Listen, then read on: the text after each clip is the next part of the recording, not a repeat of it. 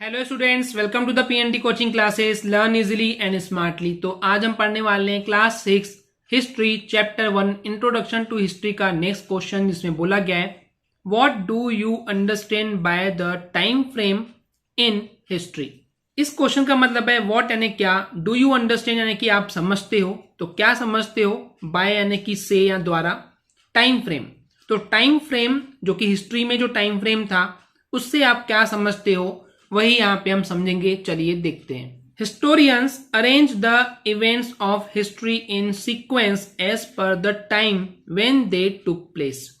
जो हिस्टोरियंस है जो कि हिस्ट्री के बारे में बताते हैं या हिस्ट्री के बारे में लिखते हैं, तो जो हिस्टोरियंस हैं वो अरेंज करते हैं यानी कि जमाते हैं उन सारे इवेंट्स को, यानी कि उन सारे एक्टिविटीज को जो जो हुआ है, इवेंट्स यानी कि जो भी काम हुए हैं या जो भी इंसिडेंट्स हुए हैं, जो भी घटनाएं हुई हैं हिस्ट्री की, उनको सीक्वेंस में एक लाइन से जमाते हैं एज पर द टाइम के हिसाब से। यानी कि जो मान लेते हैं 2000 में हुआ होगा उसको पहले लिखेंगे, फिर 2001 को बाद में लिखेंगे, 2002 में जो हुआ होगा उसको बाद में लिखेंगे। तो इस टाइप से जो टाइम के हिसाब से सीक्वेंस में लाइन से जमाते हैं व्हेन दे टुक प्लेस, जब जब वो टुक प्लेस यानी कि हुए हैं वो इवेंट्स, वो एक्टिविटीज, वो घटनाएं जब जब हुए हैं, तो उनके टाइम के हिसाब से उनको सीक्वेंस से, लाइन से अरेंज करते हैं, जमाते हैं।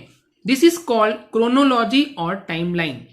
तो ये इसको लाइन से जमाना उनके टाइम के हिसाब से, उसको क्या बोलते हैं, क्रोनोलॉजी बोलते हैं, या फिर और क्या बोलते हैं, टाइमलाइन बोलते हैं, या फिर क्या बोलते हैं, टाइम फ्रेम भी इसी को ही बोलते हैं।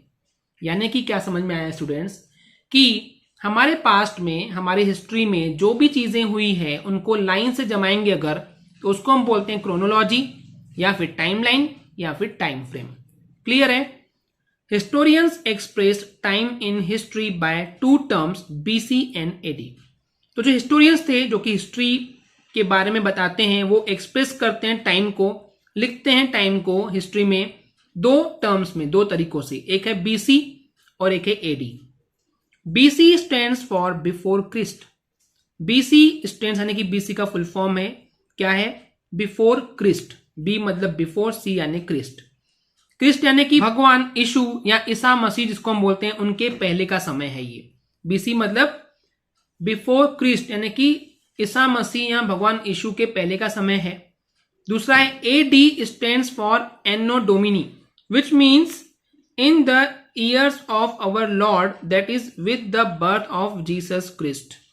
यानी कि एडी का जो फुल फॉर्म है वो है एनो डोमिनी। क्या है? ए से एनो, डी से डोमिनी, विच मीन्स जिसका मतलब है कि हमारे भगवान अवर लॉर्ड, कौन, जो कि जीसस क्रिस्ट है, उनके बर्थ के बाद कितने ईयर हुए हैं, उनके बाद का समय।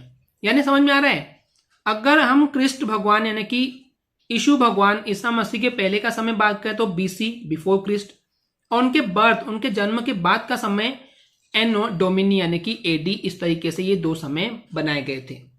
किन्ने बनाए थे? हिस्टोरियंस ने इसको बताए थे। Any event that occurred 100 years before the birth of Christ would be expressed as 100 BC because they are counted backwards.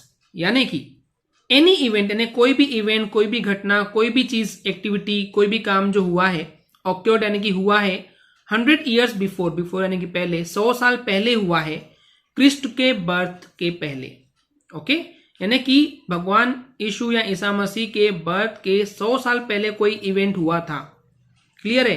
तो वुड बी एक्सप्रेस यानी कि उसको लिखा जाएगा, उसको बताया जाएगा। कैसे लिखेंगे उसको? 100 BC यानी कि 100 साल पहले, बिफोर क्रिस्ट यानी कि भगवान क्रिस्ट, जीसस क्रिस्ट के बर्थ के पहले 100 years पहले की बात कर रहे हैं। ऐसा क्यों? क्योंकि बिकॉज यानी क्योंकि दे आर काउंटेड बैकवर्ड, क्योंकि वो उस समय को बैकवर्ड यानी कि उल्टी गिनती, पीछे गिनते थे। क्यों? देखिए, हम बोल रहे हैं 100 साल पहले हुआ था, तो 100 साल उल्टा गिनने लग गए कि पहला साल, दूसरा साल, तीसरा साल, लाइक 1 2 3 4 5 अप टू 100। तो वो बैकवर्ड काउंट करते थे। क्लियर है? Sometimes CE is also use instead of AD. Sometimes यानी कभी कभी सीई भी यूज करते थे वो, इंस्टीड यानी कि बजाय एडी, यानी कि एडी के बदले वो कभी कभी उसको सीई भी बोलते हैं। क्लियर है?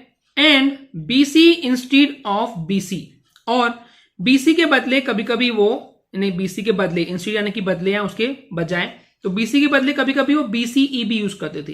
तो दो चीजें बताए हमने, AD के बदले क्या यूज करते थे? CE, और BC के बदले क्या यूज करते थे, BCE, राइट। ये आपको याद होना चाहिए। अब इनके फुल फॉर्म्स क्या हैं देखिए।